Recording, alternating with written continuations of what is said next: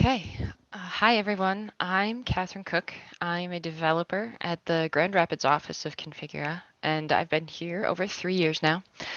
And today I'll be showing you guys and explaining a new tool called the Alternative Catalogs tool.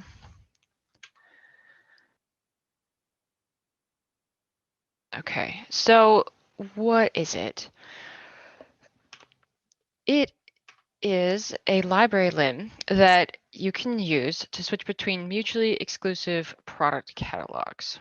So let's switch to CET. Here I have Datafika up, and I have the lim right here in the library, and basically I could use it to switch between different mutually exclusive product catalogs. This is for switching between product catalogs and not data catalogs. And this is for switching between product catalogs that are, like I said, mutually exclusive. So this is ones that basically have the same products in them, so the ones that you don't want both working at the same time. This is a tool that we developed for QA and developers to help with testing and development. And we wrote it to be more accessible than the current catalog redirect system, which is currently accessed through Catalog Explorer and doesn't do any sort of conversion on any DSP data in the drawing, and is a bit more inconvenient to use. So this was written to provide a more functional and accessible UI to that backend.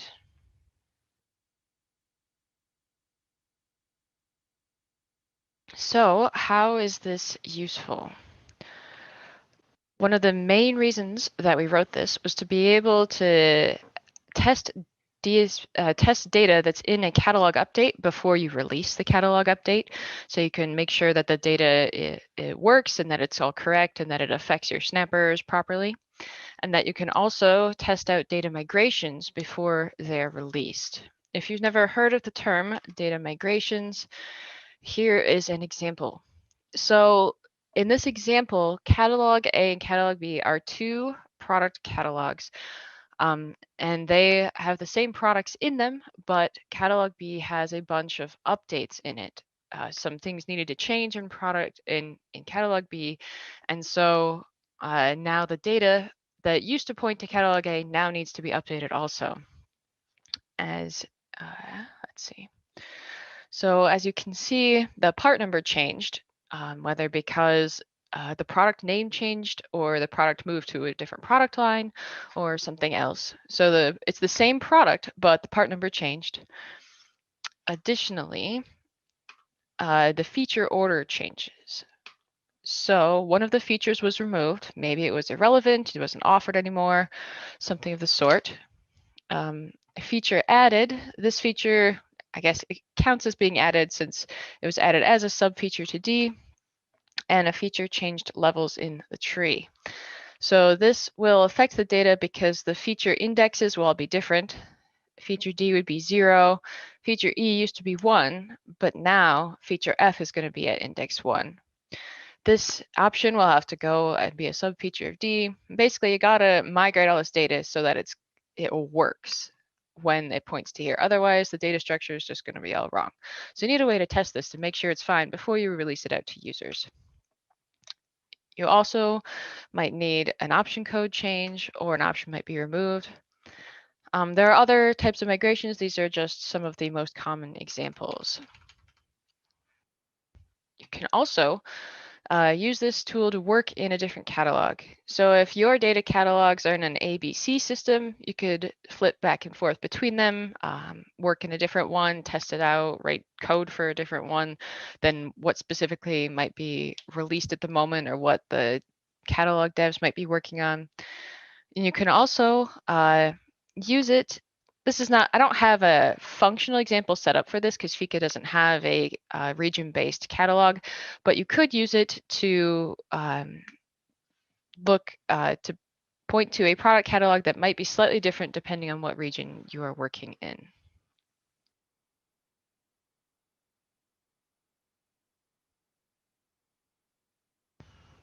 So how it works. There is a controller which you instantiate and you put it into your extension. That controller basically stores and manages the collections and options.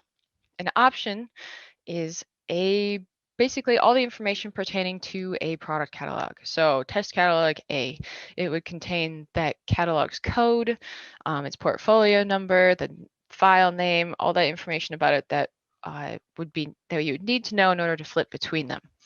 A collection stores all of the different options and makes sure that only one of them is active at a time and feeds the information to the controller saying, hey, this is the one that's active, and it handles when you select a new one. You can have different collections, like in Fika. So this collection, I have Fika Data Office. That is a collection, and it has two options, release and dev.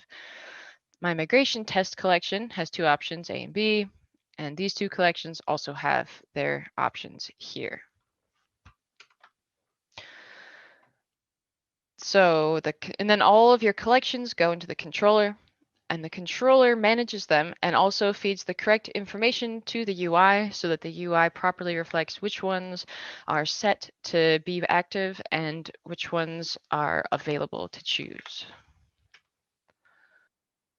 So if you want to implement this in your extension, what do you have to do? You'll have to include abstract data symbol alternative catalogs in your package. It is a new subfolder there. And then you'll have to add this lim to your library like you saw in Fika. You add it like any other library lim. You give it the root lim, your package, a key, and then you give it the controller that you make.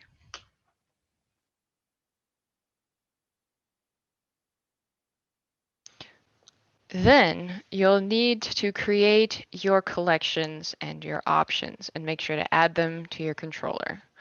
So this is pulled from Fika Alternative Catalogs.cm, which is in Data Fika. Here we have the alternative catalogs controller for this package. This is a global and it stores all the collections and the options. And then this is this controller is what will get passed in to the lim. Then we create a collection. This one is called Fika Test Alts. Also, I created aliases for these because alternative catalogs collection is a mouthful. So collections, options, and controllers all have aliases that are much shorter. So if this doesn't actually spell out alternative catalogs collection, that is why it's just an alias. So here in this example, right here, we have the collection, and then we create the test alt A and the test alt B. Make sure to add them to the collection, and then we put the collection in the controller.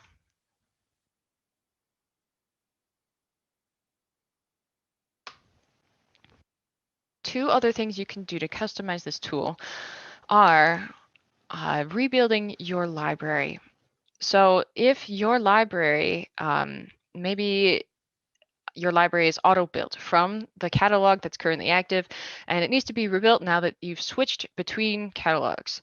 So you can pass in a callback function like we did right here that says to rebuild your library because it'll probably need to change now that you've switched catalogs. In Fika, the rebuild library function is called rebuild Fika toolboxes, and you can pass that in when you are creating your collection. And then every time you switch between entries in that collection, it'll make sure to rebuild the libraries that are included in here. It'll call this rebuild function on every package you include in library packages. So if you need to rebuild multiple libraries, you can do that also. Second, you can also provide a specific function to gather all of the DSP data from your extension's snappers. This is because different extensions might store their data differently. Some use multiple datas, others have only one. Some might have data on components, some store theirs in a field, others in prop data or through prop defs. So there's a default callback that will gather all data, but it just calls and it calls a get on a snapper with the abstract office key CAO main data.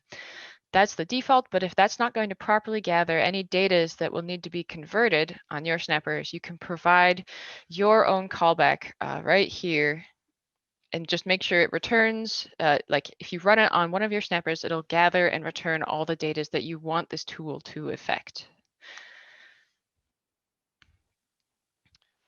Did have a question come in, if now's a good time. Sure.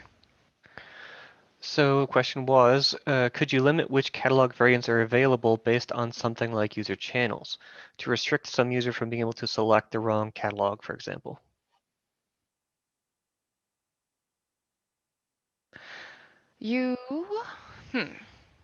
I mostly envision this being used by developers and data devs, but since it can be used by users, and if you were going to use it, so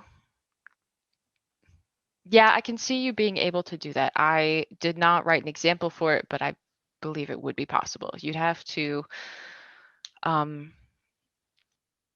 you might have to have a different limb be visible each time or add different collections based on what your user channel is, but you could hide, you could just add different catalog options or different collections to your controller based on whatever the user's channels are.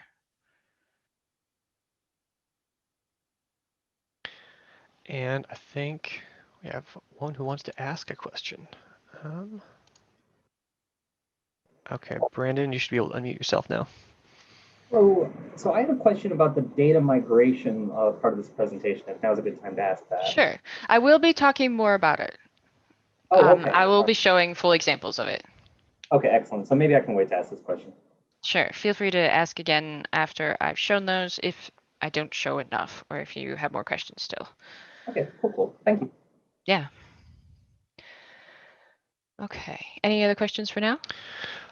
One more came in. Do catalogs within the same collection need to be stored in the same portfolio ID? No, and I will show that in 1 minute.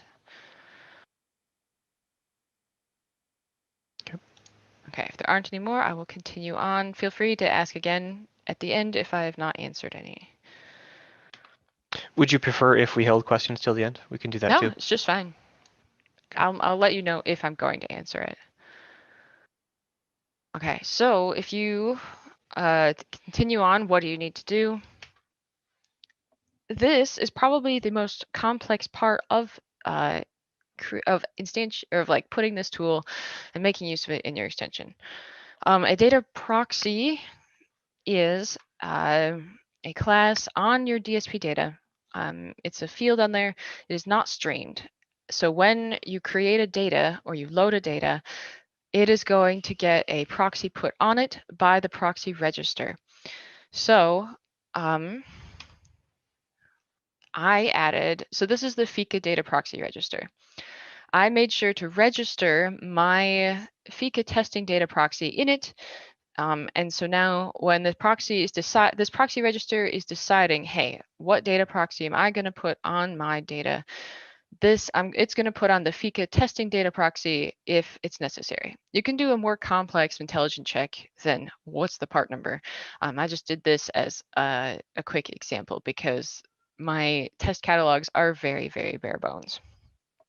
So if I'm in part number A, part number B, which are my two test snappers, it'll return the testing data proxy. And then that will get put on the proxy field here. And therefore, I can write my migration code in here, and I don't need to extend the data class. I can just create my own proxy class, and then that'll get stuck on there. In that proxy class is where I'm going to write all the migration code. And that is because of load order.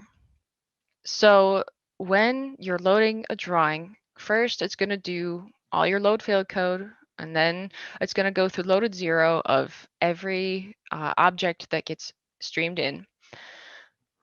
And when it gets to the proxy loaded 0, which is kind of happens almost at the same time as the data loaded 0, this is where we want to migrate all of the things. So in proxy loaded 0, it's going to call the proxy should migrate data and migrate data.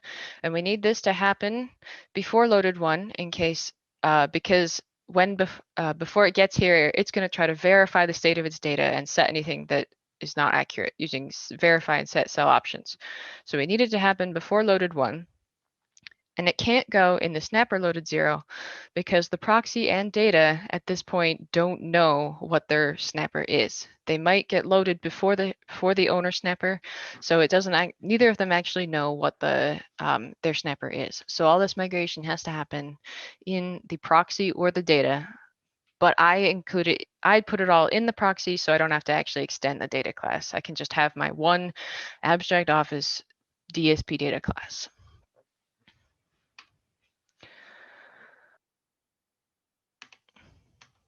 So the 2 examples that I'm flipping between, actually, okay, that's fine. So I have a data catalog A right here and a data catalog B right here. This one is in portfolio 5025. This one's in 5026. They can be in the same portfolio as long as they have different product catalog codes. If you try to have them the same one, then it'd be pointing to the same catalog. In order for this to work, they have to have the same enterprise code because of how DSP data and data symbol go and find an appropriate data catalog. So they do have to have the same enterprise code, which these 2 examples have catco, which is my developer name, as the enterprise code.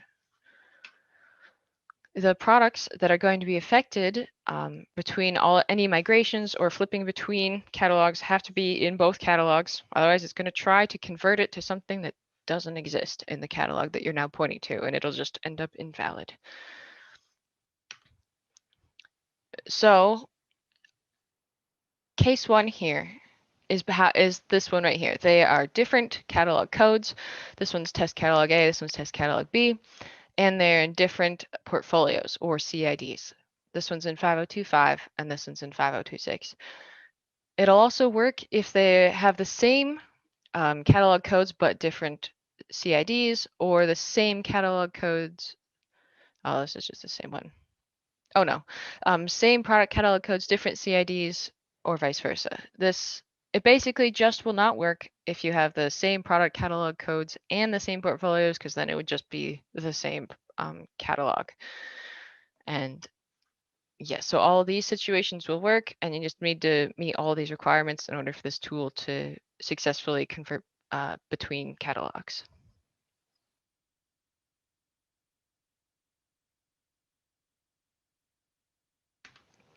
So when you flip between catalogs, it's going to affect any new drawing symbols that you add in. So if I add something from the library or via code, it's going to go and it'll do the data on it will point to the new catalog. It'll work on loaded drawings. So if I go load an old drawing, it'll automatically convert there. And it'll also work on favorites that you import. This code on the backend actually creates a favorite hook that's appropriate and already registers it, and will run it and convert any data you bring in through favorites. It currently does not affect pure catalog symbols, although I think it is possible to do so. We just have to verify and test that, and might need to make one small change, but that will be a soon sort of thing. It currently does not affect schemes data, and it doesn't affect data on objects that are already in the drawing, but you can convert all the snappers in the drawing.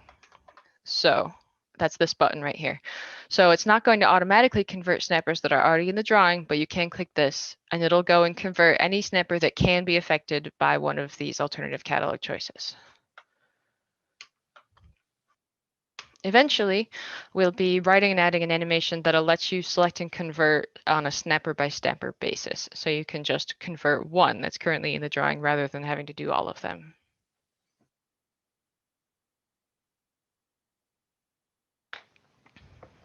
Okay, so let me show.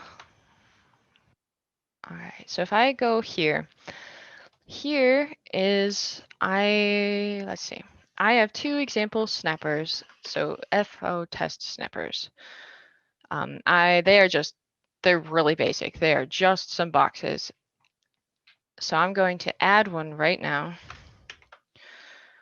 And now I have a snapper right here. It's called part number B. I'm currently pointing to migration test alt A. And the migration code, so it's using FO testing data proxy. I'm going to save this under save 3, and I'm going to switch to migration test alt B, and I load it up again. Now, the migrations have happened on here, and now it's on part number C. So if we go back, it's a few slides behind.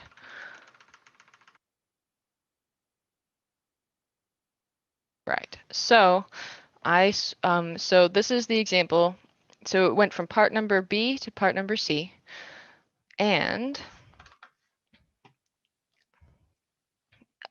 so the option that was fourth now became a sub option of the first one, and the other options are maintained properly. The one that was removed just is simply removed.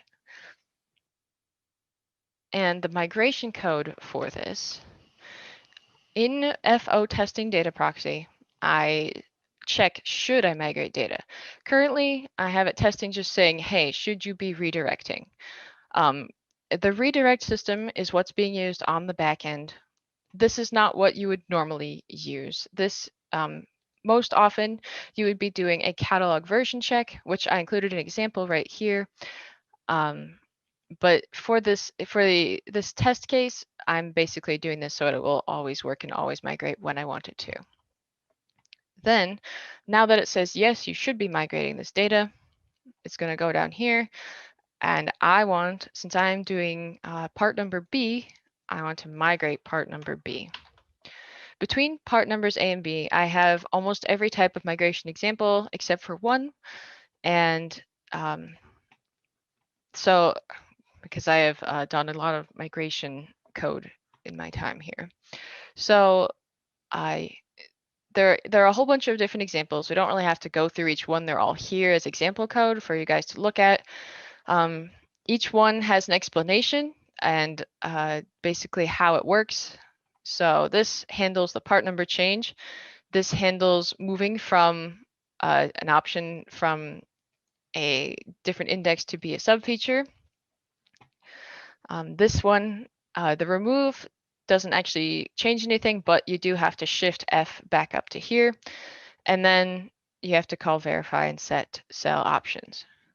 Between migrate test number B and migrate test number A, both of these will have almost every type of migration example you could think of. There's only one we haven't written yet, and that's this one, where both a feature key is changing and feature order is changing. And that one's a bit more complicated.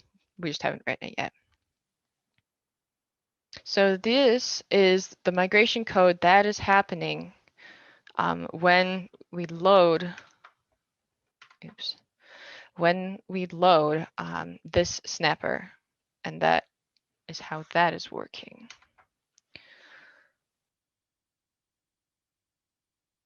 Seriously need to figure out a better way to do this.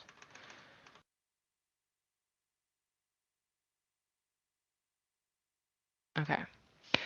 So this feature will not be available till 12.0. All that code is in 12.0, but you can access and look at it right now in the branch CETC's, basically this catalog toggle branch. Any reference or sample code I have pulled from Datafika or abstract alternative catalogs in this branch right here, and it'll be available to actually use in releases and things in 12.0, but until then you can play around with it if you use this base branch name.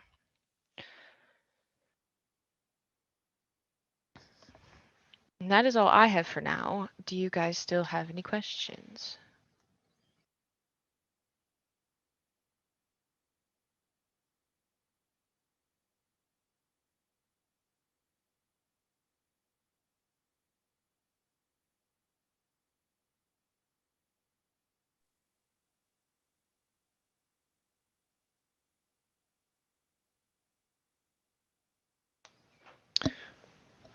Okay. What we'll do is we'll hang out in this session for a few more minutes if there are any questions that come in. Otherwise, we're going to take our a lunch break for the day. Our next session will be, oh, I said I would keep it up and then I didn't, like a jerk. Next session will be at 1 p.m. We're covering some of the changes that just came out for schemes. Well, will be coming out for 12.0, some updates. And again, if this is your first session, just be aware that we'll be using this same Zoom link all day. And we'll keep this like webinar running all day. So if you want to just stay in this session, that'll work perfectly fine. Otherwise, yeah, we'll be back at 1 o'clock. I see we have one question. Can you test migration process pointing to a local DB3 catalog? Sometimes you need to test your local DB3 changes before pushing it to a beta portfolio. You can, although most like editing of catalogs is done with an XML locally. Because of some, I know CET doesn't let you save frequently if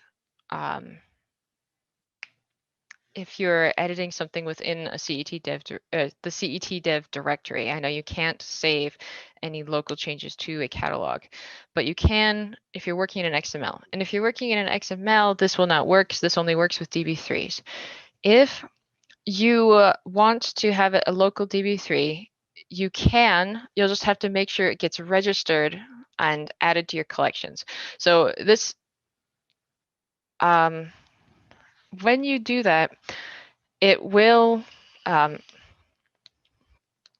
this is going to be weird, but you'll have to have it open in Catalog Creator when you do it, because otherwise it's going to try to pull down verification from your DS catalog user info, whatever that, it does a call out to the server and says, what catalogs do you have access to? And your local one is not going to be in that set. So you'll have to have it open in Catalog Creator and just like minimize Catalog Creator. But if you do that, then you can definitely include it in the tool and then flip between it and test it.